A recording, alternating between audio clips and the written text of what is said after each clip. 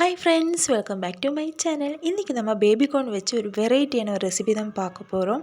Hotel style recipe அப்படின்னு சொல்லலாம். வாங்க செய்கிறது எப்படின்னு பார்த்துக்கலாம். இப்போ ஒரு பாத்திரம் எடுத்துக்கோங்க, கொஞ்சமாக தண்ணி ஊற்றி அந்த பேபி கார்ன் நல்லா வாஷ் பண்ணி எடுத்துக்கோங்க. அடுப்பு பற்ற வச்சு ஒரு பாத்திரத்தில் கொஞ்சமாக தண்ணி ஊற்றி கொஞ்சம் மஞ்சத்தூள் போட்டு நம்ம பேபி கார்ன் அதுக்குள்ளே போட்டுடலாம். அதையே நம்ம வேக வச்சு எடுக்க போகிறோம். பாருங்கள், இப்போ நம்மளோட கார்ன் நல்லா வெந்துடுச்சு. இது வேகிறதுக்கு ரொம்ப டைம் எல்லாம் ஆகாது. இப்போ இதையே நம்ம நல்லா வேறு பவுலுக்கு மாற்றிடலாம். லைட்டாக ஆறுனதுக்கப்புறம் நம்ம வீட்டில் எல்லார் வீட்லேயும் இருக்கும் இந்த கிரேட்டர். இது வச்சு நம்ம பேபிக்கும் நல்லா ஃபுல்லாகவுமே கிரேட் பண்ணி எடுத்துடலாம். டக்குன்னு அது முடிஞ்சிடும். வெந்திருக்கனால டக்குன்னு ஈஸியாக நமக்கு அது கிடச்சிடும். இப்போ பாருங்கள், இப்போ எல்லாத்தையுமே நம்ம கிரேட் பண்ணி எடுத்துட்டோம். பாருங்கள், இப்போ இதையே நம்ம வேறொரு பவுலுக்கு நம்ம மாற்றிடலாம். இப்போ அதையே பேபிகார்ன் ஃபுல்லாக வேறு பவுலுக்கு மாற்றியாச்சு. இப்போது பெரிய வெங்காயம், ஒரு ஹாஃப் பெரிய வெங்காயம் குட்டியாக கட் பண்ணி எடுத்து போட்டிருக்கேன். கொஞ்சமாக கருவேப்பிலை, கொஞ்சம் கொத்தமல்லி தழை, ஒரு பச்சை மிளகாய் குட்டி குட்டியாக கட் பண்ணி போட்டிருக்கேன். அதையும் இதுக்குள்ளே நம்ம போட்டுடலாம். ஒரு 1/4 ஸ்பூன் அளவுக்கு சீரகத்தூள் போட்டிருக்கேன். 1/2 ஸ்பூன் அளவுக்கு வரமிளகாத்தூள் போட்டிருக்கேன். அப்புறம் கடலை மாவு ஒரு 5 டேபிள் ஸ்பூன் அளவுக்கு கடலை மாவு சேர்த்திருக்கேன். ஒரு 2 டேபிள் ஸ்பூன் கார்ன்ஃப்ளவர் மாவு சேர்த்திருக்கேன்.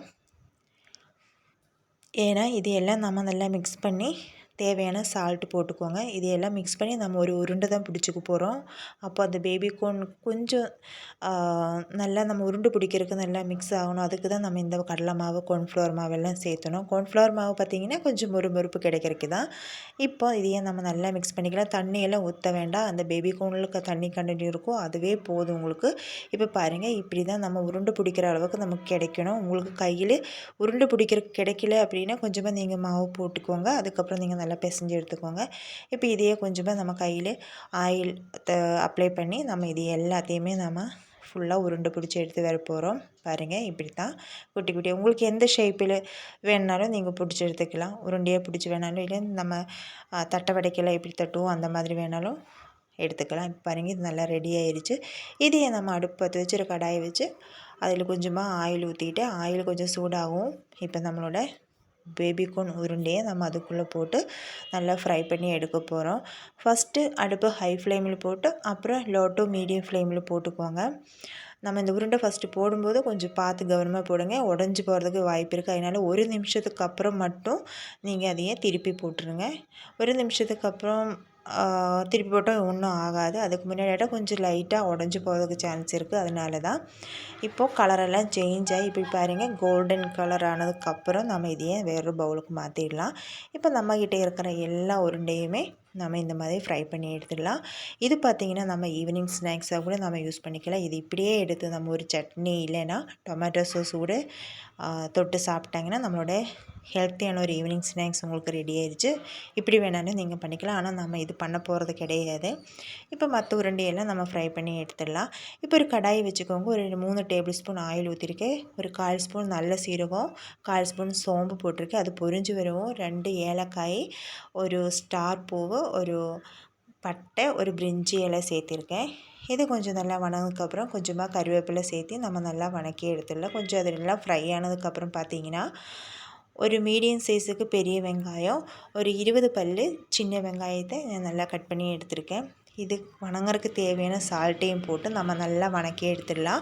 நீங்கள் பெரிய வெங்காயம் மட்டும்தான் போடுறோன்னா நீங்கள் பெரிய வெங்காயம் மட்டும் போட்டுக்கலாம். நான் என்னென்னா பெரிய வெங்காயம் கொஞ்சம் நம்ம கிரேவிக்கு திக்னஸ் கிடைக்கும், சின்ன வெங்காயம் நம்மளோட கிரேவி கொஞ்சம் டேஸ்ட்டு கிடைக்கும். அதுக்கு தான் நம்ம அது போட்டிருக்கோம். அது நல்லா வணங்கினதுக்கப்புறம் பார்த்திங்கன்னா ஒரு ஸ்பூன் அளவுக்கு இஞ்சி பூண்டு பேஸ்ட்டு போட்டிருக்கேன். இப்போ இதையே நம்ம அந்த ஆயிலில் போட்டு நல்லா வணக்கிடலாம். அதோட பச்சை வாசனையெல்லாம் மாறட்டும். அது வரைக்கும் நம்ம நல்லா வணக்கி விட்டுடலாம். ஒரே ஒரு பச்சை மிளகாய் கீறி போட்டிருக்கேன். இதையும் போட்டு இப்போது 2 மீடியம் சைஸ் அளவுக்கு தக்காளி கட் பண்ணியிருக்கேன். நீங்கள் தக்காளி கட் பண்ணி போட வேண்டாம்னு நினச்சிங்கன்னா நீங்கள் தக்காளி ஜூஸாக கூட நீங்கள் போட்டுக்கலாம். அது உங்கள் விருப்பம்தான், எப்படி வேணாலும் பிரச்சனை இல்லை. இப்போ இது எல்லாம் நல்லா வணக்கி விட்டு அதோடய பச்சை வாசனை எல்லாம் போய் தக்காளி வெங்காயம் எல்லாம் நல்லா மசிச்சு விட்டுடலாம். இப்போ நம்ம மசாலா சேர்த்திடலாம். 1/4 ஸ்பூன் மஞ்சத்தூள், 2 ஸ்பூன் அளவுக்கு மல்லித்தூள், 2 டேபிள் ஸ்பூன் அளவுக்கு வரமிளகாத்தூள், 1 டேபிள் ஸ்பூன் அளவுக்கு சிக்கன் தூள் போட்டிருக்கேன்.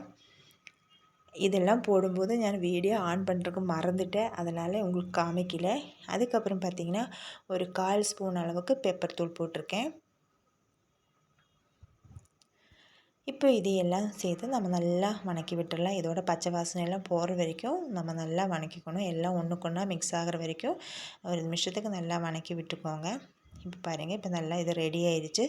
இப்போது நம்ம இதுக்கு தேவையான தண்ணி நம்ம சேர்த்திடலாம். நம்ம பேபிகார்ன் வேக வச்சுருந்த தண்ணி இருக்கும் இல்லையா, அதுவே நீங்கள் யூஸ் பண்ணிக்கலாம். அதையே எடுத்து நம்ம ஒரு பவுலில் நான் போட்டுட்டோம். உங்களுக்கு எவ்வளோ தேவை தண்ணியோ அந்த மாதிரி நீங்கள் பார்த்து போட்டுக்கோங்க. இப்போது இந்த கிரேவிக்கு தேவையான சால்ட் போட்டுட்டு க்ளோஸ் பண்ணி வச்சு ஒரு நிமிஷத்துக்கு அப்புறம் நம்ம எடுத்து பார்த்தோம்.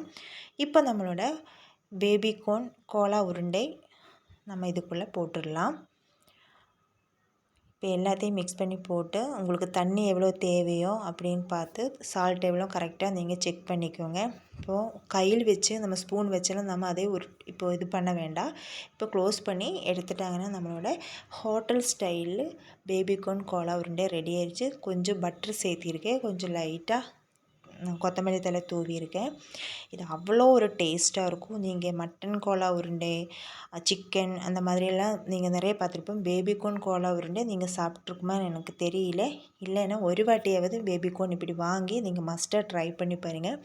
சப்பாத்தி, பூரி, ரைஸு, நான் அது கூடயெல்லாம் சாப்பிட்றதுக்கு அட்டகாசமான ஒரு டேஸ்ட்டாக இருக்கும். பாருங்கள் எவ்வளோ அழகாக ரெடி ஆயிடுச்சுன்னு பாருங்கள். உங்களுக்கு வீடியோஸ் பிடிச்சிருந்தா மறக்காமல் லைக் பண்ணுங்கள், சப்ஸ்கிரைப் பண்ணுங்கள். சப்ஸ்கிரைப் பண்ணும்போது ஆளுங்கிற ஆப்ஷன் எனேபிள் பண்ணி விட்டுருங்க. டாடா, பாய்.